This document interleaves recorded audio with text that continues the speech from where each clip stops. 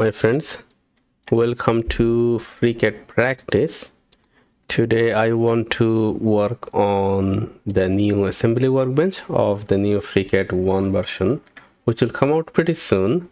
I am using today the newest package that came out today. So this came out like a couple hours ago.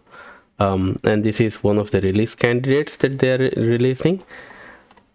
And my goal at the end of this video is to show you how to create this model where we have this rack and pinion. All right, so I have worked on this for a week, and my experience on this is in a line very shortly that this is still new. So these three joints are pretty useful in different cases, but as a software development wise, these are really new. So, and sometimes this works, sometimes it takes a little bit of trial and error. With that, my goal at the end of this video would show you how to build this rack and pinion. So here we have a gear, involute gear, and here's the base. So suppose this gear is rotating against this cylindrical base. Say as long as it is rotating freely, so the rotation is very minimum when I do it from this way. So if it goes clockwise, the rack at the bottom will go to the left, and if it goes counterclockwise, the rack will go to the right. So what it does is the rotational movement is converted to a linear movement, and that's what this rack and pinion does. And this is very popular device in steering wheel arrangement of a vehicle. All right, so let's go ahead and start working on this.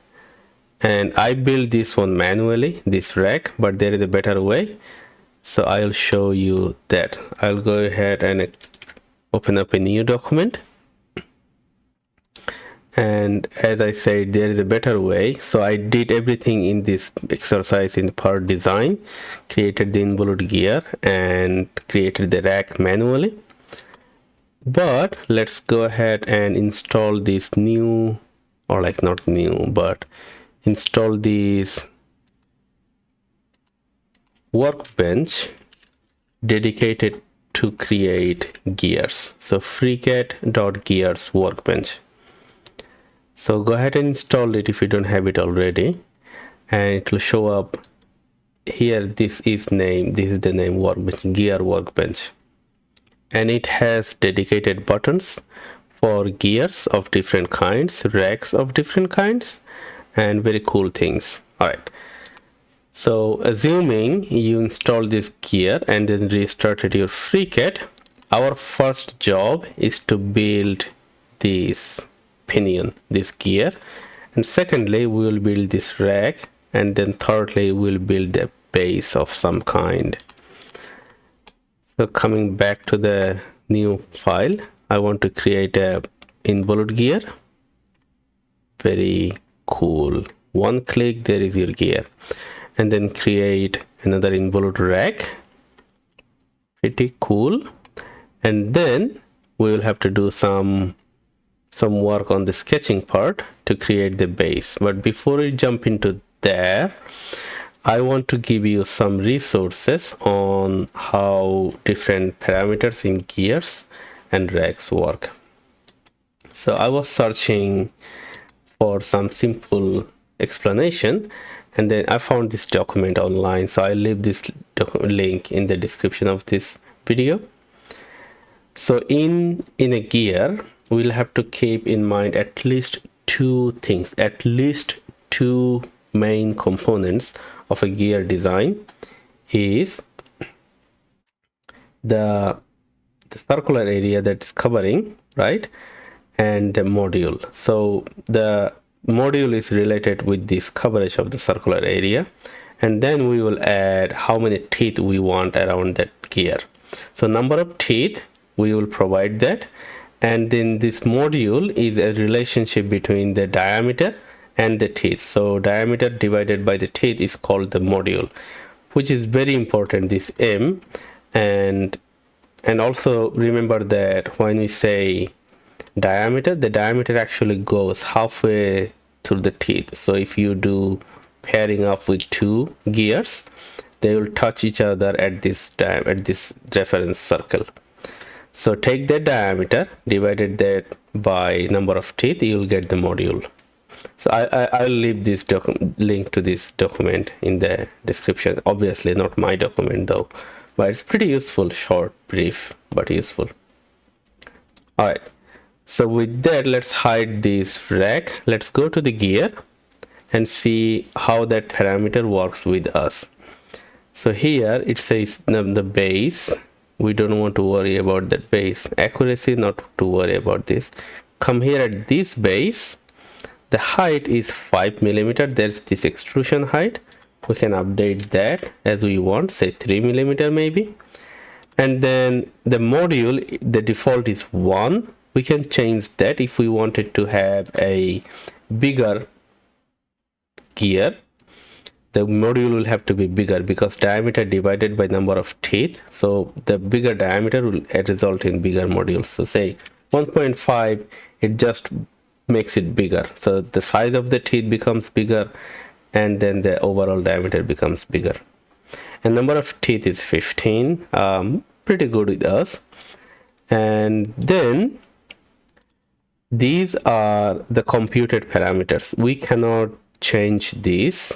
Not at least at this phase, we don't have to. Take a note of this value, dw. So this is called the pitch diameter.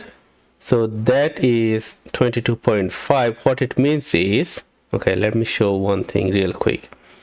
So if I went ahead and created a circle of 22.5, that would be that diameter, that circle, the reference circle that I just talked about in this document. So this circumference, this circle comes from that dw. So that dw is the pitch diameter, and if you draw a circle, that will come around here. Just wanted to show you that we don't need that. All right, let's keep that there for now, right? So that is circle of 22.5. I just want to keep it there and hide it. So we have our gear, and then the rack side. So one thing we'll have to do is, all right, let me transform it real quick. All right, and now anything that we want to pair up in the gear size, it could be a gear and a rack, or like a gear with another gear. We'll have to match that module between these two devices. So the module will have to be the same. Now that we have a module of 1.5 in our gear, in the involute rack, we'll have to match that. So I want to say, I want to match it. I'm going to say involute gear, right? And dot, it says module. Pretty cool. So as soon as I click on here, that will change, and that's what we want. So let's see, like visually, what that change means. I can bring it in here, and then the teeth will fit inside this teeth. The same module between these two devices. All right, and I see this height difference is noticeable, so I'm going to go ahead and make this height the same as the involute gear as well. You can just type it in 3. I just wanted to have it there. All right, pretty cool. We have the gear, we have the rack, so we have the pinion, we have the rack, and only thing left is to fit in that base, and that base we'll have to go to part, and I want to create an XY plane, or what I want to do is actually keep it there for now. I want to go ahead and open up a cylinder, So that is default cylinder 2 millimeter. I can make that 5 millimeter radius, right? And then make a cut. So that opens up this hole for our base. And now I can go ahead and create our base material. I want to do it like this, and the radius would be 5, right? And then what I want to do, I want to delete this and draw this line, make this one vertical, and I'll have to provide a dimension here. So this dimension, we'll have to come back to it. For now, let's say 18, and then I want to name it because naming it makes it easier to update this value later on. So I'm going to say base length, right? So this is kind of cutting pretty close. What I want to do, I want to come back to it later on to make sure this edge is matching with this edge, and then it fits in pretty closely. All right, so that is our base sketch, and rename that. And say I want to extrude that for 3 millimeter backward. All right, and on top I want to add that cylinder that we cut out, and then let's make that 5 millimeter, and I want to just add them together, and that is our simple base. Pretty cool. All right, so we have the base, and we have the pinion, and then we have the rack. So we have everything that we need. Now let's go ahead and start a work on our assembly workbench. So recently I did another video on the assembly workbench that covers these first 4 or 5 joint types. Please take a look at that video. That covers a lot of basics on the assembly workbench. I will leave that link to that video in the description of this video. With that, the first step is to draw this assembly, create an assembly with this button, and then to remove any confusion between this part and the one that I'll be adding into the assembly, I'm just going to go ahead and hide everything, and then I can insert component. So because we have 2 files open, all the parts from all the open files are available for me to add in this assembly, which means that if I wanted to add another part from a different file, I could do that as well, which I don't want to do it on here, but that's capable. This assembly workbench is capable of doing that. So linking parts from other file, it can be done as well. All right, so I want to add the base and ground it. So if you don't have this default already set up, just go ahead and ground the first part, and then I want to add the pinion. While I'm here, I also want to add the rack there. All right, everything's added. I can get out of here and then keep arranging them one by one now. So going back to the requirement of this rack and pinion, our first thing is to look at the requirement here.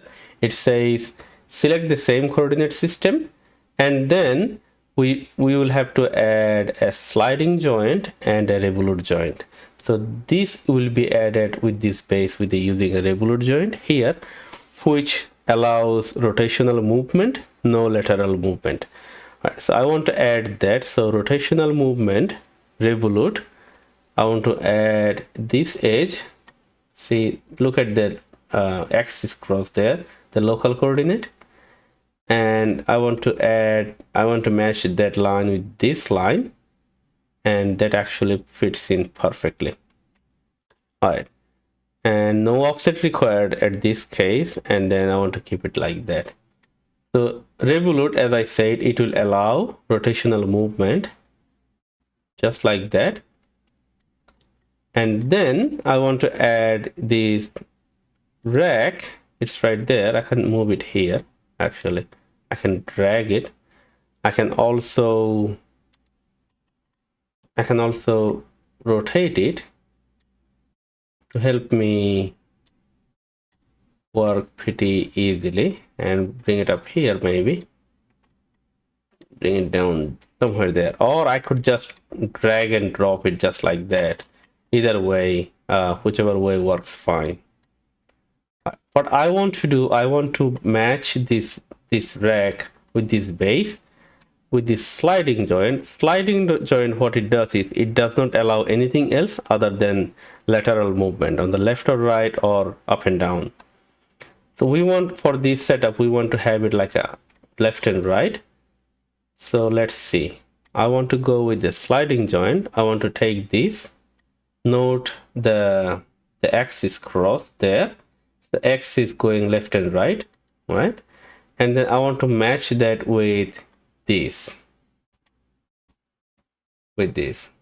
and the X is going the other direction. Let's see if that becomes an issue, but I think that looks pretty good. Let's see. Yeah, so there it is. It's moving left and right, and that's all we needed, right? And hit OK.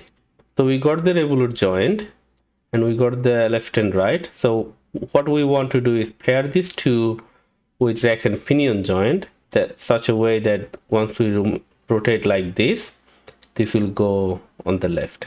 If we rotate it counterclockwise, this will go right. Before I apply that rack and pinion, I want to fit in these teeth right there, so that way they are kind of paired up, and then hit rack and pinion. And I want to select this, so that surface is going downward, the Z is going downward. I don't know if that becomes an issue, but let's go ahead and give it a try. And then this one, so the Z is going on this one, left and right. So that is one of the requirements. For rack and pinion, the vertical axis should be perpendicular to each other. So the translation of force, or like the translation of movement from circular to lateral, requires that this axis cross be 90 degree to each other. We don't want to do it like that or like something else. We want to have it, so if it is going up and down, this one should be going left and right. And then pitch radius is that the radius that we talked about. Forgot what that value was it 22.5? So I'll come back to this pitch radius in a minute, but we'll have to update this as well.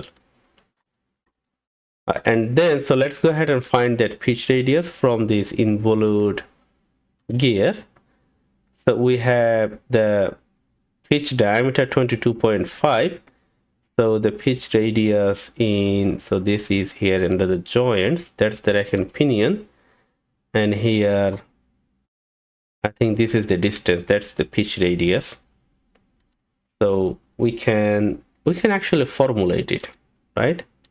We can say go to involute gear dot, and I think it was DW. Yep, 22.5 divided by 2. Okay, so we got that already formulated. We could not do it from here. There is no formula button here, so we'd have to do it from that window. Now I have my fingers crossed. Let's see if it worked. It worked, but it's rotating in a different way, which is unexpected. I don't know why. So I've been working on this for a while, about a week, and sometimes it works, sometimes it doesn't. I don't know why. All right, let's give it another try. So this time I want to hide this base just to make sure we have our everything cleared up. And then I want to apply, so we have the revolute joint, we have the sliding joint. Let's go ahead and actually relocate everything just like that. And now I can go ahead and say take this, right, this one. So the last time it was going downward, I want to place it upward, see if it makes any difference. And then this is going this way. and we will fix this radius from the window from here. So involute gear dot dw divided by 2. Right, I copied it in case I have to use it one more time later on. Right, so let's see which way it's going. Okay, nothing changed. It is still going the wrong way. So we did change the direction, but that didn't help us. So maybe it was the location of this involute rack that's been a problem. Okay, so let me go ahead and delete that rack and pinion, delete this involute rack and add that rack. And this time, so we moved it just like this, right? This time I want to flip it around, something like that.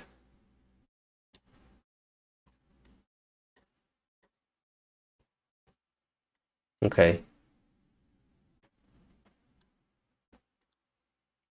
so I flipped the direction. Hopefully this will help this time. All right, let's bring our base back and then add this one. So add a slider joint between this and this. Oopsie. And see if this button helps. It did help, but it's otherwise. So we will have to take. All right, so here is a trick. So adding these two didn't work, so I want to add this upper line, knowing that I'll have to flip it over.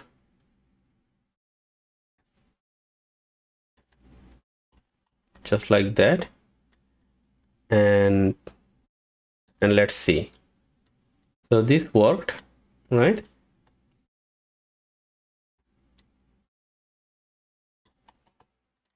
Pretty cool. So we have the slider joint, we have the revolute joint, and let me hide this base. We don't need that anymore right now. And create this rack and pinion. So this time it's going upward. We know that it doesn't matter, right? And we add this line. And then in here, the last time we copied, let's paste that. And let's see if this should work this time. Nope. All right, so I'm sure there is something going on. Let me figure it out. But this should be the process. I mean, that's what exactly I did in here. And this works fine. So maybe there is a bug.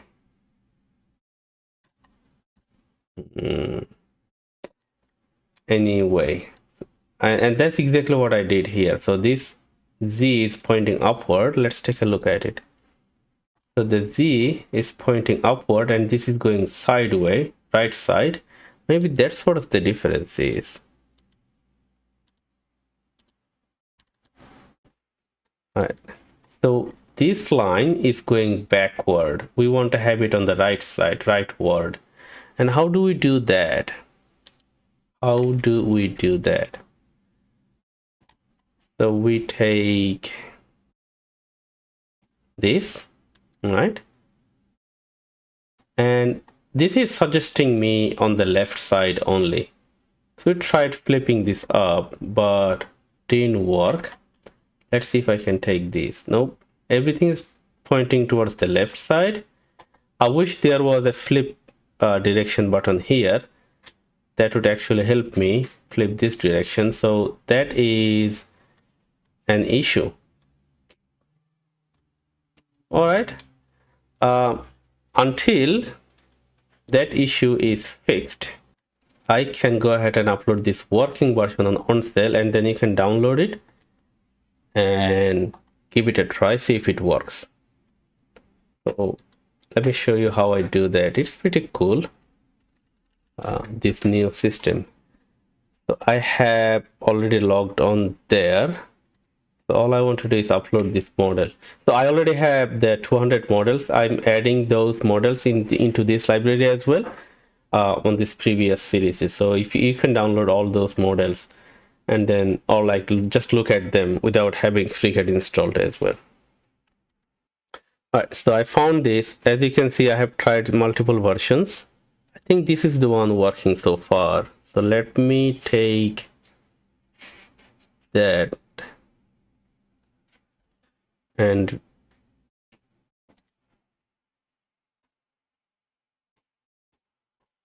this will create the public link. Oh, I think the base is hidden there, but it's there, should be there. So let me know if you have any issue on this model. Thank you for watching.